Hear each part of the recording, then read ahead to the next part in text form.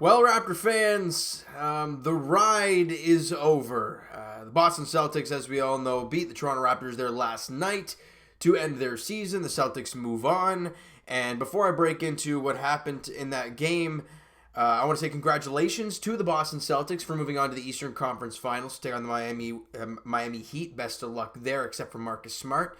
Everybody else, good luck. It's going to be a dogfight. It's going to be a great series. And as for the Toronto Raptors, look, Raptor fans, as much as we can be mad at guys like Pascal Siakam and pick and point fingers, with who lost this game for the Toronto Raptors or whatnot, in my opinion, it wasn't really of a who lost this game. It was more of who won, and that was definitely the Boston Celtics. They outplayed the Raptors in really all aspects. Turnovers, as I mentioned in my round 2 preview video. If you guys did not see that, go check it out. I said that turnovers had to be limited. And for 6 games, they really were. The Raptors limited turnovers. They didn't allow that to happen. Didn't allow them to hurt them at all. But in Game 7, where you needed to be, tight and not basically turn the ball over, they did. And the Celtics killed them on it. And look, that could be arguably, a really great defensive team, as we all know the Celtics are. I'm here praising the Celtics for a few reasons. One, to keep people quiet. That's one. As well, they deserve to hear it. They played a damn good basketball game yesterday. The Raptors had that 8-point lead at one point, and the Celtics battled right back, and then they got the lead and just held it. They showed what a playoff team is. That is a damn good basketball team over there. The Toronto Raptors ain't no shabby squad, because we all know what has happened over the last 2 years. And does it suck to be eliminated? Of course it does. I'd be lying to you if I said that it didn't suck. But am I angry? Am I depressed? No, I'm not. Because in the end, you got a championship. You got that 1 year with Kawhi, and it was magical. This year, everybody in the United States and a lot of people in Canada were writing this Raptor team off. No Kawhi, no Danny Green. They don't really add much. They're not going anywhere. A lot of them are saying not even make the playoffs. They surprised everybody. They have the best winning percentage in franchise history. They clean sweep the Brooklyn Nets. Obviously not a very good team over there. And they push an extremely good Boston Celtics team to 7 games. I mean, I understand people want to get mad because we're done. That's fine. You lose, you can be angry. Fine. But I'm here to sit here, guys, and tell you that this doesn't mean it's the end. You lost. The season's over. It's unfortunate. Better team won this game. Arguably, the better team won the series. Because overall, if you look at all the 7 games, the Celtics really did play the better series. So they deserve to win. I'm a Raptor fan. I would have loved to see this team go through. Obviously, that didn't happen. And I am very proud of these guys, from Kyle Lowry all the way down. They outperformed, a lot of people. A lot of predictions from a lot of people. They outperformed those a ton. And there are some holes still, as we know. We don't really have that number 1 guy. Pascal Siakam hasn't turned into that as of yet. Just because he had a bad series doesn't mean he's capped off and he's done. That's what people seem to love to say. It's his first year kind of as that primary guy. It takes an adjustment period. And you go up in a series against an extremely talented Boston Celtics team on the defensive end. I mean, it clearly neutralized him.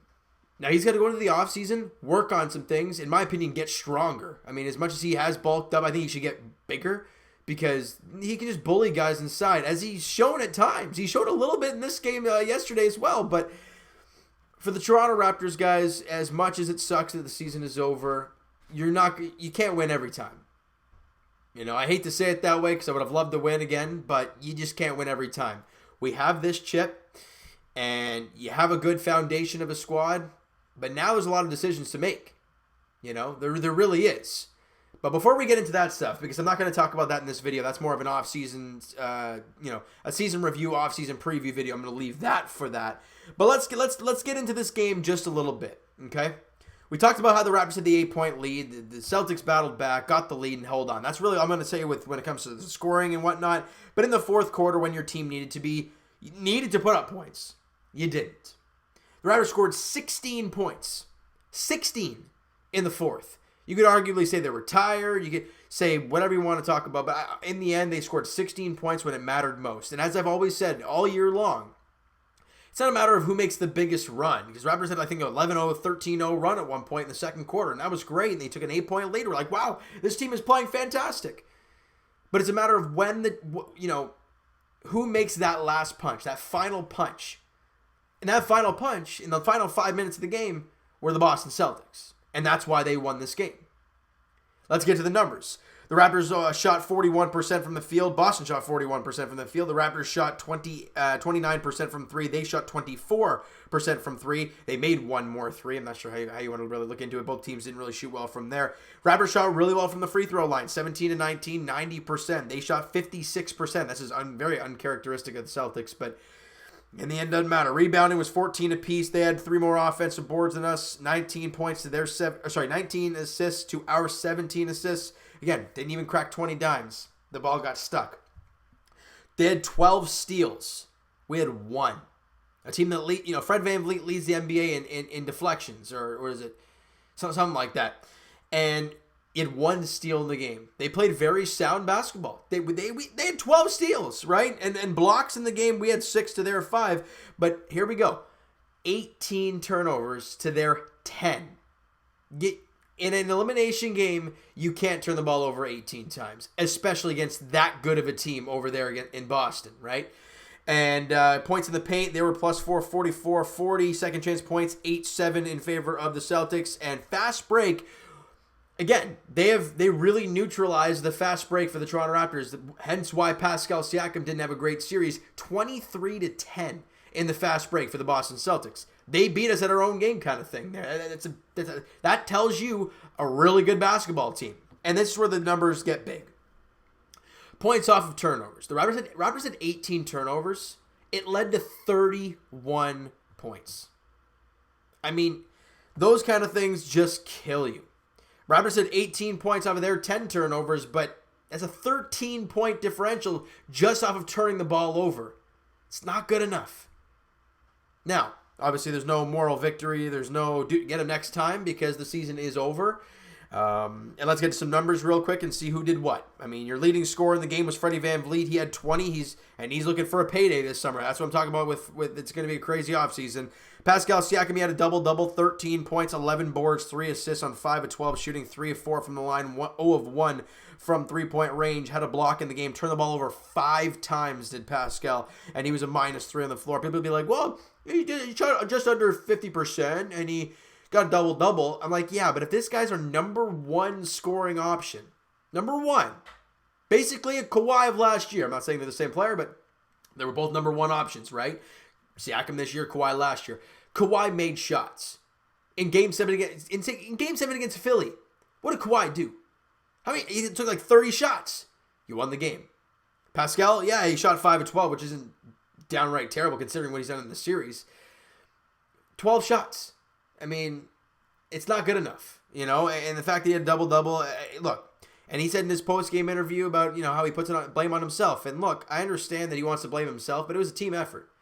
Now, did he play an integral part to that happening? Yeah, he did. But again, it's a young guy trying to turn himself into a superstar. We don't know where Pascal is going to be next year. We have no idea what his career is going to unfold into. All we know is that he's taking steps in the right direction. Is he there yet? No, he's not. We all know that.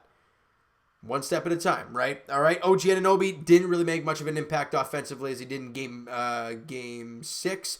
He had double-double, 13 and 13 there in game 6. But he had 4 points and 7 rebounds on 1 of 3 shooting. Missed both threes that he took. Didn't have a steal, didn't have a block in the game, and he was a -1. Wasn't the greatest. And Marc Gasol royally struggled. After that game 6 where he had some pretty good things happening. And I'm like, okay, Marc Gasol has finally found himself. He dropped 6 points, 5 boards, 3 assists on 2 of 7 shooting. Took 2 threes, missed 2 threes. Had a steal and 2 blocks in the game. But in 19 minutes of work, Marc Gasol was a -19. That's not good at all. He wasn't very good whatsoever. Kyle Lowry ended up fouling out late in this game, but I mean, the game was out of reach at that point. Don't Raptor fans, don't start blaming the officials, because that's first off, it's not true. So that's just that, all right? And like I said, Lowry, 16 points, 6 boards, 4 assists on 5 of 15 shooting. Again, you knew they were going to attack Kyle Lowry. They did. They made someone else beat them. No one else beat them, and that was the end of that, right? He shot 5 of 15, 1 of 6 from 3, 5 of 6 from the line. Was a minus 10 in the 41 minutes that he played. And Fred VanVleet had 20 points in 44 minutes, 3 boards, 6 assists on 8 of 20 shooting, knocked down 4 threes. He was 4 and 9, had 2 blocks in the game, was a minus 8 on the floor. And for the bench, look, Powell and Ibaka, they gave you time. They gave you good minutes out there. Norm Powell played 32 minutes of work. He had 11 points, 3 boards on 4 of 8 shooting, 2 of 2 from the line, 1 of 3 from 3. Had a block in the game, was a +4 while he was out there. And Serge Ibaka, 14 points, 8 rebounds on 5 of 9 shooting, 3 of 3 from the line, 1 of 4 from 3 for Serge. And he had 3 turnovers. Like Powell and him combined for 5 turnovers as well. So you combine those 2 and then Pascal's 5. That's 10 turnovers alone. That was the entire Boston Celtics team. Right, so you kind of see what I'm going with this. It just wasn't a very pretty game for the Raptors today, and a +6 for Ibaka. And Matt Thomas, I'm not sure why they didn't give him much run. I'm really not. I mean, in 4 minutes, he had 3 points. I mean, he had the 1 3 that he took, and he made that 1 3. But he was a +6 in the 4 minutes, but he just hasn't gotten time. Now, is it just kind of a grooming process? I don't know. We didn't see Terrence Davis at all in this series. Maybe in garbage time, but not in regular time. We never saw Terrence Davis, and I was really shocked about that.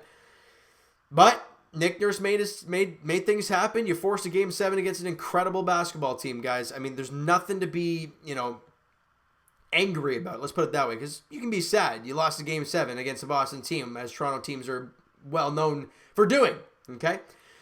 And, oh, look at that. I didn't even notice that.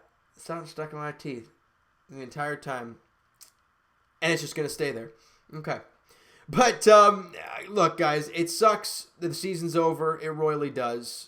But great things come to an end. We had an incredible 2-year run with Kawhi and that year. And the regular season this year was incredible. And then even the playoff run was pretty cool as well. But it's done. Now you got to move on and get better. And now it's up to Masai Ujiri to make something happen. Ibaka, Gasol, and Fred VanVleet are free agents at the end of this year. What's he going to do? I don't know. In Masai, we trust. So now we're going to sit back and wait and see what happens. All right? You know what, guys? That is going to do it for this one. If you enjoyed the video and really enjoyed the year overall, smack that like button to appreciate that. Hit the subscribe button if you guys have not already. Comment down below your thoughts on the game, your thoughts on the series. Guys, let me know. Talk to me. What were your guys' takes on? I know Celtic fans are going to be all over the comments calling us garbage and whatnot, because that's what Boston fans in general are. And that's fine, whatever. It's pretty classless. But anyways, I'm not even going to get into that kind of stuff, really. Because I saw the comment section, oh, you didn't post Game 7 video yet?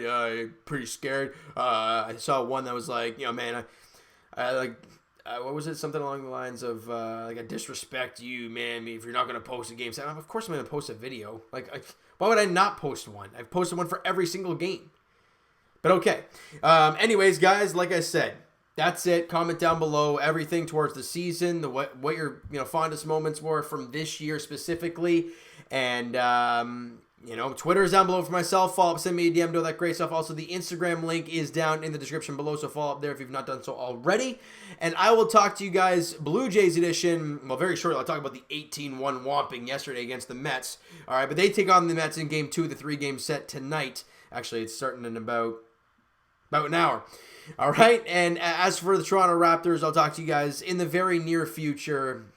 All right, as we'll be talking off-season, or season review and off-season preview. All right, so you know what, guys? Thank you guys so much for the support all year long. I really do appreciate it. If you're not going to watch the Blue Jays, I will talk to you guys next time we get some Raptor news. All right, so thank you guys so much for listening and watching. Hope you guys enjoy the video. Talk to you guys then.